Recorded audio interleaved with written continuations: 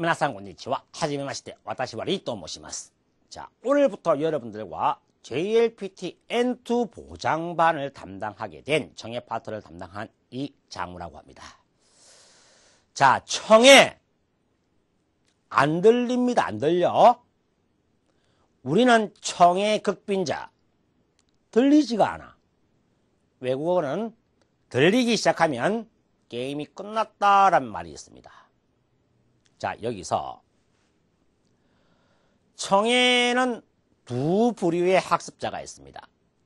나는 어휘만 알면 청해를 하는데 어려움이 없다. 두 번째는 나는 어휘를 알고 있어도 그 어휘가 들리지가 않더라. 이런 부류가 있는데 주로 후자, 어휘를 알고 그 단어의 의미를 알고 있음에도 불구하고도 들리지 않는다라는 학습자가 80%, 즉 청해의 극빈자가 80%입니다. 20% 정도가 어휘력만 있으면 청해가 가능한 아주 특수한 경우, 소위 말하는 재수 없는 경우입니다. 자, 그러면 여러분들이 어휘를 알고 있어도 들리지 않는다. 그럼 이 사람들은, 이러한 학습자들은 어떻게 하면 청해가 들릴 것인가? 그 방법을 제시하겠습니다. 본 강의는 파고다 출판사에 딱 걸렸어, 20일 만에 끝나는 딱 걸렸어라는 교재를 바탕으로 만들어진 강의가 되겠습니다. 청해 파트에 딱 걸렸어는 4회의 모의고사로 구성되어 있고, 본 강의는 3회의 모의고사를 강의를 합니다. 20일 만에 끝나는 것이기 때문에 1일차부터 15일차 강의가 되겠습니다.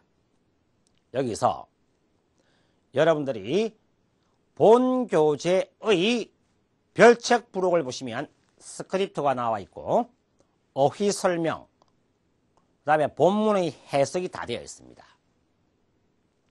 먼저 어휘를 알고 있어도 들리지 않는 케이스의 학습자들은, 즉 하위 80%의 학습자들은 제일 먼저 어떻게 작업을 하는가? 절대 청취를 먼저 듣지를 말고 스크립트를 보면서 독해를 하듯이 청취 공부를 하시기 바랍니다. 그러면 청취를 듣기 전에 이미 청취에서 다루고 있는 어휘의 의미라든가 문장 해석을 여러분들이 눈으로 하면 쭉 다 볼 수 있게 될 겁니다. 그러면 이미 의미를 알고 있기 때문에 CD라든가 MP3를 들었을 때 그 말이 무슨 말인가 들리기 시작하겠죠. 이러한 작업을 최소 모의고사 2회 정도를 하셔야 됩니다. 어휘의 의미를 알고 있어도 들리지 않는다. 이러한 작업을 2회, 본 교재는 4회 모의고사로 구성되어 있다. 2회 정도를 하시게 되면 귀가 뻥 뚫리기 시작합니다. 선생님, 당연하지 않습니까? 어휘의 의미를 알고 있는데. 자, 청취 파트에서 다루는 어휘는 한정되어 있습니다. 그 한정된 어휘를, 의미를 알고 거기에 대한 듣기 훈련을 미리 스크립트를 보시고 훈련을 하신다면, 2회 정도만 하신다면 그 다음부터는 여러분들은 상위 20%가 될 수가 있다는 것입니다. 아시겠죠? 일단 청해 어떻게 하면 들리는가에 대해서 언급을 했습니다. 그럼 청해에서 어떠한 문제가 출제가 되는가 한번 알아보도록 하겠습니다. 총 5파트, 1번에 과제 이해, 2번에 포인트 이해, 3번에 개요 이해, 즉시응답 종합 이해 5파트가 출제가 되는데, 이 5파트를 어떻게 공략하고 어떻게 대비를 할 것인가에 대해서 하나씩 언급해 드리도록 하겠습니다. 자, 그럼 파트 1 과제 이해. 이 과제 이해는 어떤 형태의 문제가 출제가 되고 어떻게 대비를 해야 할 것인가에 대해서 알아보도록 하겠습니다. 자, 과제 이해는 5문제가 출제가 되는데, 파트 1 과제 이해와 파트 2 포인트 이해의 1번 내용, 예제에서 가급적이면 보기의 내용을 한글로 해석해 두는 것이 좋다는 내용이 나와 있습니다. 자, 청취를 시작할 때 제일 먼저 학습장, 시험장에서 하는 일이 스피커의 음량과 음질 체크를 합니다. 그런데 어지간하면 모든 시험장은 미리 전날에 스피커의 음질과 음량을 체크가 다 된 상태이기 때문에 굳이 여러분들이 음질과 음량을 체크하는 일본인의 멘트를 들을 필요는 없습니다. 이때 무엇을 하는가? 파트 1에 있는 보기의 내용을 한글로 해석해 두자. 자, 파트 1과 파트 2는 문제 용지에 보기의 내용이 나와 있습니다. 그러면 이 보기의 내용이 한자와 히라가나로 구성되어 있는데 한자 위에 루비, 즉 한자 읽기가 나와 있다. 그리고 청취를 충분히 무슨 말인가 이해를 다 했음에도 불구하고도 보기의 내용이 어려워서 정답을 찾을 수가 없다. 그런 케이스는 절대 없습니다. 이 말은 보기의 내용은 쉬운 어휘로 구성되어 있다는 말입니다. 즉 여러분들이 파트 1, 파트 2 보기에 있는 내용을 예제나 스피커 음질 음량 체크를 할 때 미리 한글로 해석을 해두자. 왜? 일본인 성우의 말을 일본어로 들으면서 일본어로 된 지문을 해석한다는 것은 상당한 학습자, 실력자가 아니면 정답을 찾기가 쉽지 않습니다. 따라서 무조건 여러분들이 예제 문제나 스피커 음질 음량 체크를 할 때 보기의 내용을 여러분 나름대로의 방식으로 빨리 쓰든 속기를 하든 한글로 보기의 내용을 해석을 해두자. 5문제 다, 6문제 다 해석이 되지 않더라도 반이라도 한글로 해석해 두는 것이 중요하다. 자, 그럼 파트 1 과제 2에는 어떤 문제가 출제가 되는가? 앞으로 일어날 일에 대해서 묻는다. 男の人と女の人が話しています。男の人はこれからどうしますか? 남자와 여자가 이야기를 하고 있습니다. 남자는 앞으로 어떻게 할 것입니까? 라고 하는 미래, 앞으로 일어날 일에 대해서 묻습니다. 여기서 중요한 거, 보기의 내용을 한글로 해석을 했다. 그리고 문제가 나옵니다. 조금 전에 제가 말씀드린 男の人と女の人が話しています。男の人はこれからどうしますか? 라고 했을 때 남자는 앞으로 어떻게 할 것인가? 반드시 문제 용지에다가 행동의 대상자를 적자. 문제 용지에 남자라고 적어 놓아야 됩니다. 물론 센세이 또 각세이가話しています. 센세이와 이츠 이키마스까 뭐 선생님이라고 적어야 됩니다. 점은 손님, 의사, 환자 관계가 많죠? 이런 것처럼 반드시 행동의 대상자를 문제에 적용자. 그리고 문자의 문법 독해와 마찬가지로 청해도 커뮤니케이션 능력을 묻는 문제. 전체적으로 무엇을 말하고자 하는가라는 개념을 잡기 때문에 특정한 어휘를 알아야만 풀 수 있는 문제는 출제가 되지 않는다라고 하는 거. 이 어휘를 알아야만 정답을 알 수가 있다라는 문제는 없다라는 것을 알아두시기 바랍니다. 대화 내용 중에서 반전, 급격한 화제 진환이 되는 것은 없다. 문장의 흐름 순서대로 놓기 때문에 반전, 전환 없다라고 하는 거. 그리고 보기의 내용은 전부 대화문에서 언급을 하고 있습니다. 그래서 정답이 되는 부분을 두 사람의 대화문에서 나오게 되어 있다.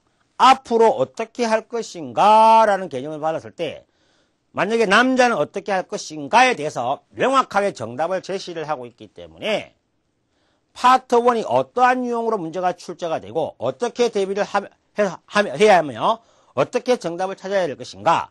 이러한 요는 이론적인 개념을 가지고 접근을 하시면 여러분들이 파트 1 쉽게 정답을 찾을 수가 있다. 여기서 파트 1 보기에 보기 1, 2, 3, 4에 숫자가 안 나와 있다.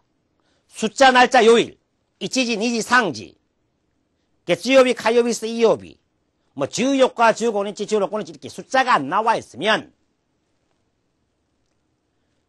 문제에서 언급하고 있는 숫자는 여러분들이 굳이 필기, 메모를 하실 필요가 없습니다.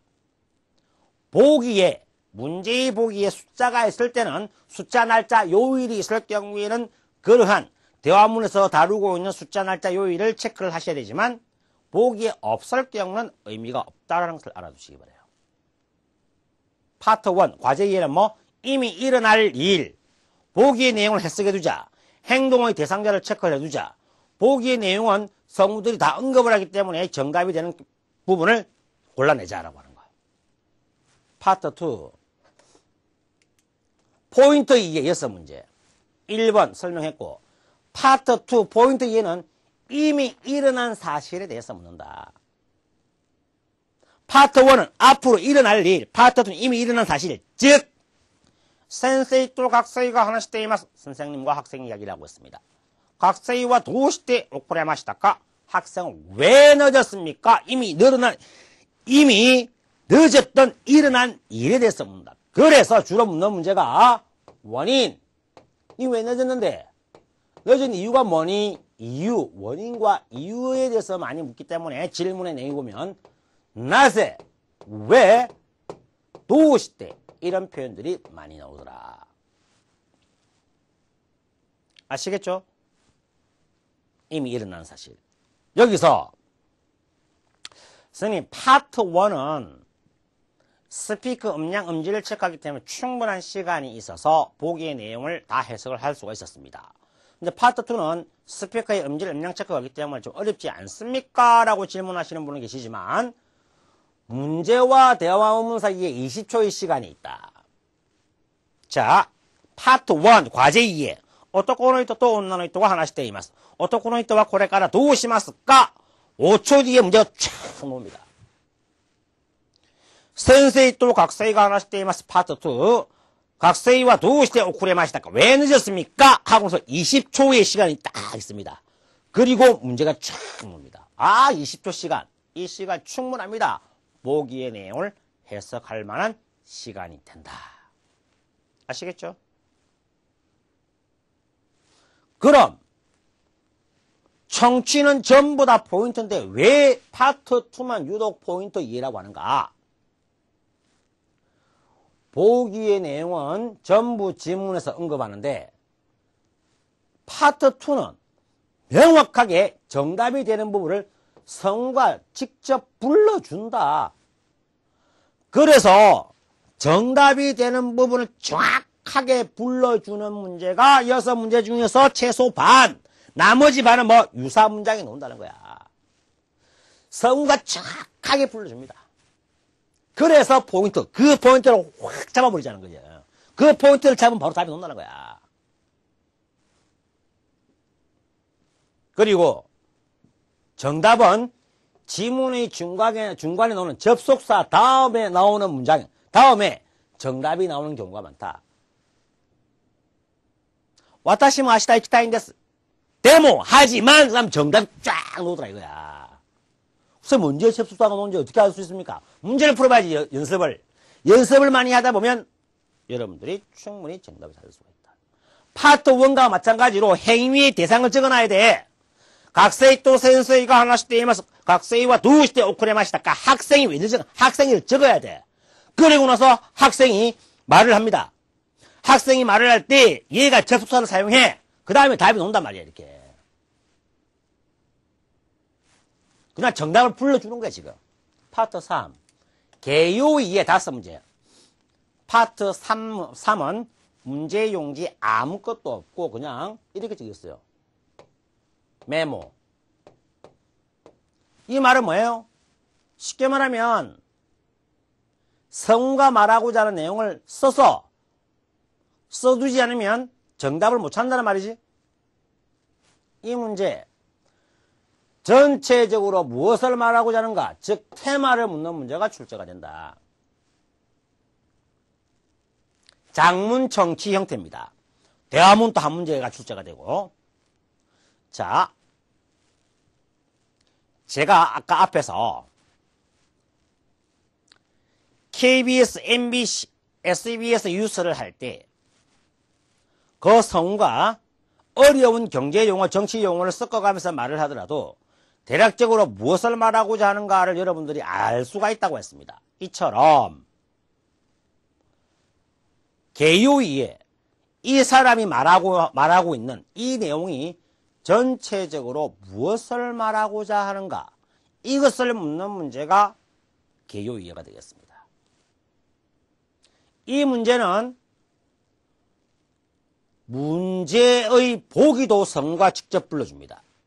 그리고 문제 역시 지문을 다 듣고 나온다. 즉, 각고대 센세이가 하나시테이마스, 학교에서 선생님이 말을 하고 있습니다. 질문 내용은 모릅니다. 그리고 나서 선생님이 콘도노 나츠야스미니와 이번 여름방에 말을 쭉 합니다. 다 끝나고 나서 질문이 나옵니다. 근데 그 질문이 선생님은 무엇에 대해서 말을 하고 있습니까? 라고 하는 전체적인 내용, 테마를 묻는 문제가 출제가 된다는 것입니다. 아시겠죠? 그래서 여러분들이 이런 형태의 문제를 풀 때 개요이에 대해서 굉장히 많은 두려움, 왜? 문제 용지에 아무것도 없고 문제 역시 마지막에 나오기 때문에. 하지만은 저는 개인적으로 이 파트가 정답을 찾기가 제일 쉽다. 왜? 100% 다 알아듣지 못하더라도 어느 정도 무엇을 말하고자 하는가만 알면 정답을 찾을 수가 있기 때문입니다. 아시겠죠? 문제 용지에 보기가 없으며 지문을 다 듣고 나서 문제를 불러준다.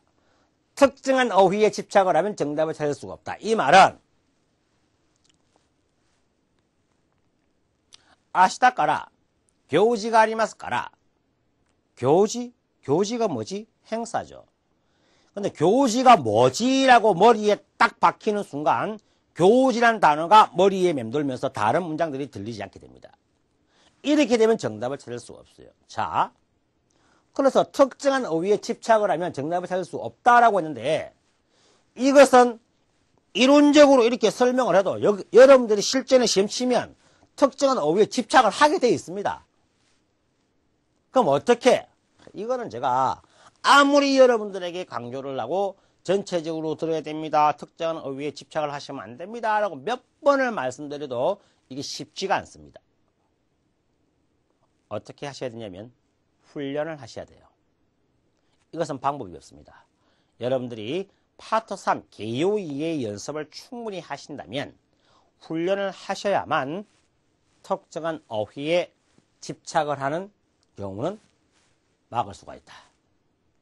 그리고 팁. 성우가 자주 언급하는 어휘가 보기에 나오면 정답이 아니다. 성우가 어떠한 특정한 어휘를 계속 반복해서 언급을 하고 있습니다. 그것은 필자가 그 문제를 만든 필자가 자기 생각을 뒷받침하기 위해서 예를 던지는 거라고. 우리가 단문독해에서 필자가 자기 생각을 뒷받침하기 위해서 예나 인용문을 쓰면 그것이 보기에 나오면 정답이 아니라고 했죠. 마찬가지로 파트 3 개요이에 역시 필자의 생각을 뒷받침하기 위한 예나 경험을 제시를 했을 때 그것은 정답이 될 수가 없다는 사실을 알아두시기 바랍니다. 파트 4 적시응답 12문제. 단답식 보기는 3개.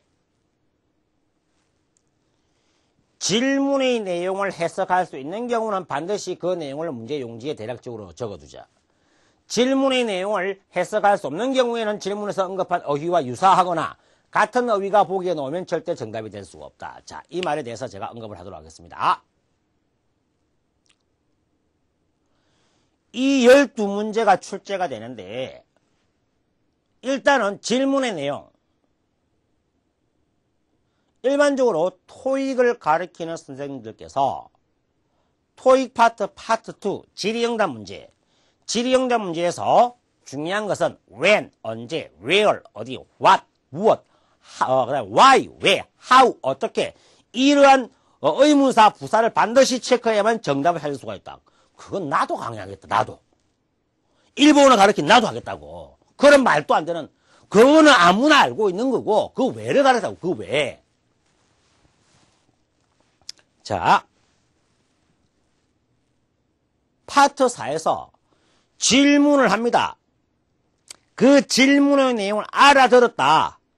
알아들었을 경우에 그 질문의 내용을 써놔야 됩니다. 왜? 쓰지 않았을 경우에 여러분들이 보기의 내용 A, B, C 다 들었음에도 불구하고도 질문의 내용이 무엇인지를 깜빡해갖고 답을 못 찾는 케이스가 부지기수입니다. 그래서 반드시 질문의 내용을 알아들었을 경우에는 질문의 내용을 보기에 적어놓고 문제 용지에 적어놓고 보기 A, B, C를 듣고 정답을 찾읍시다. 그런데 질문의 내용이 어려워서 무슨 말인가 나는 모르겠더라. 이럴 때 어떻게 할 것인가? 질문의 내용을 못 알아들었을 경우에 예를 들어 보겠습니다. 코노 계약서와 학기시대 구다사이. 이 계약서는 파기해주세요. 계약서는 들리는데 학기 못 들었다. 학기입니다. 학기. 여러분들이 코노 계약서와 학기시대 구다사이라는 말 들었을 때 학기가 모르겠다. 그러면 학기라고 히라가나로 적든지 한국어로 대충 학기라고 적으세요. 그리고 나서 보기 1, 2, 3번에 와타시와 지치력고 학기시마시다. 이럴 때는 나는 실력을 발휘에 따라서 한자 발휘입니다. 발휘. 이처럼 파기하다의 학기와 발휘의 학기는 의미가 다르죠. 그런데 발음이 비슷하게 들리죠. 즉 문제의 내용을 파악하지 못했을 때 문제에서 다루었던 어휘와 유사하게 들리는 발음이 나오면 무조건 절대 정답이 될 수가 없다. 질문에서 언급한 어휘와 유사하거나 같은 어휘가 보기에 나오면 절대 정답이 될 수가 없다. 여러분들이 문제를 못 알아들었다. 그래도 보기 1, 2, 3번 중에서 최소한 한 개의 보기는 정답이 아니다. 찍더라도 요령껏 찍자라고 하는 거. 그 한 개의 보기는 유사 발음 내지 같은 발음이 나오는 케이스는 정답이 될 수가 없다. 이것은 N1과 N2에서만 적용할 수 있는 법칙이 되겠습니다. 높은 수준의 관용구, 수거, 속담에 관해서는 출제되지 않는다. 이 파트 공부하려고 수거, 관용구 공부할 필요가 없다. 비즈니스 회화에서 사용되는 존경이나 겸양 표현에 대해서 공부를 한다. 오 플러스 마스형 플러스 스루 이따수 동사 사역형 플러스 때 이따다구 겸양 표현 존경 표현 오 플러스 마스형 플러스 스루 데스 니나루 오 플러스 마스형 플러스 데스 니나루 구다사이 오고 동작 성명사 플러스 나사루 구다사루. 쌤 너무 빠른데요. 이것은 제게 메일로 보내시면 존경 겸양에 대한 공식을 여러분들에게 보내드리도록 하겠습니다. 비즈니스 회화에서 사용되는 존경 겸양 표현 반드시 알아두셔야만 파트 4 적시응답 12문제를 풀 수가 있는 것입니다. 자, 마지막 종합 이해가 4문제. 문제 1, 문제 2, 문제 3은 2문제로 구성되어 있다. 문제 1과 문제 2는 대화문으로 구성되어 있고 문제 용지에 보기가 없는데 성과 문제와 보기를 불러준다. 따라서 대화문은 반드시 메모해야 한다. 자, 여기서 1선의 선생님들이나 교재에서 보면 파트 5의 문제 1과 문제 2는 어떤 문제가 나올지 모르기 때문에 메모를 해야 된다. 맞습니다. 메모를 하셔야 됩니다. 하지만 뭐예요? 종합이해지, 종합이해. 그래서 우리가 파트 1이 과제 이해, 파트 2는 포인트 이해입니다. 그런데 질문의 내용을 미리 불러주지 않기 때문에 파트 3, 개요 이해가 되겠죠. 파트 1, 2, 3을 다 합친 것이기 때문에 종합이해다. 그래서 주로 파트 5에서 출제가 되는 문제 1, 문제 2는 과제 이해 문제와 포인트 이해가 문제가 출제되기 때문에 과제 이해는 뭐 앞으로 일어날 일, 포인트 이해는 이미 일어난 사실, 주로 원인과 이유에 대해서 묻는 문제가 출제가 된다고 했기 때문에 여러분들은 문제 1이 어떠한 형태의 문제가 출제되는지 모른다고 하더라도 예상이 된다. 뭐 과제 이해, 앞으로 일어날 일, 두 사람의 대화 문장을 듣고 누가 남자나 여자는 앞으로 어떻게 할 것인가를 파악을 하자. 문제 1은 뭐 두 사람의 문제의 내용은 없다. 대화문을 듣고 나서 이 사람이 왜 그렇게 했는가? 그것을 생각하면서 대화 내용을 들으면 정답을 잡을 수가 있다. 미리 문제가 예상이 가능하기 때문에 쉽게 정답을 잡을 수가 있다. 문제 1, 문제 2 어떠한 문제가 출제된지 모른다. 천만의 말씀. 종합이기 때문에 과제 이해와 포인트 이해가 나오기 때문에 앞으로 일어날 일, 이미 일어난 사실에 대해서 묻고 있다는 것을 알아두시기 바랍니다. 혹시 본 강의를 들으시는 다른 학원 선생님들도 참고를 하시기 바랍니다. 문제 3은 장문과 대화문의 혼합. 같은 지문에서 두 문제가 출제가 되므로 성과 언급하는 장문의 내용을 반드시 메모해두자. 주로 출제가 되는 문제가 온천이 A, B, C, D가 있다.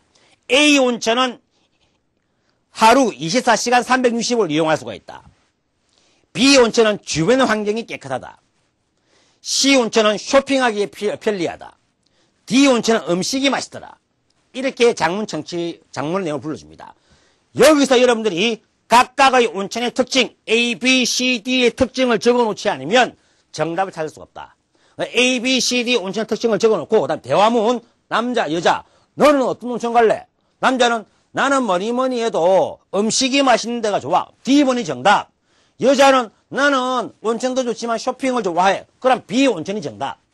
즉 문제 3에서 장문의 내용을 불러주는 A, B, C, D의 특징에 대해서 여러분들이 메모를 해두지 않았다. 그러면 아무리 다 듣더라도 기억이 안 나서 정답을 찾을 수가 없다는 것을 알아두시기 바라요. 자, 이처럼 여러분들과 청취에서 어떠한 형태의 문제가 출제가 되면 어떻게 대비를 해야 할 것인가, 그리고 문제 푸는 스킬 요령에 대해서 언급을 해드렸습니다. 이것이 베이직, 바탕이 되지 않으면 여러분들이 아무리 청취를 열심히, 물론 청취의 달인은 다 정답을 잡을 수가 있습니다. 그런데 달인이 아닌 케이스가 99%이기 때문에 방금 제가 말씀드린 이러한 이론을 바탕으로서 강의에 임하고 미리 사전 테스트를 통해서 여러분들이 문제에 임해보시기 바랍니다. 그러면 월등히 훨씬 문제 풀기가 수월하다는 것을 아실 수가 있을 것입니다. 아시겠죠? 자, 여러분들과 청취의 달인이 되기 위해서, 청취의 달인이 되기 위한 그날까지 본 강의에서 여러분들과 만나 뵙도록 하겠습니다.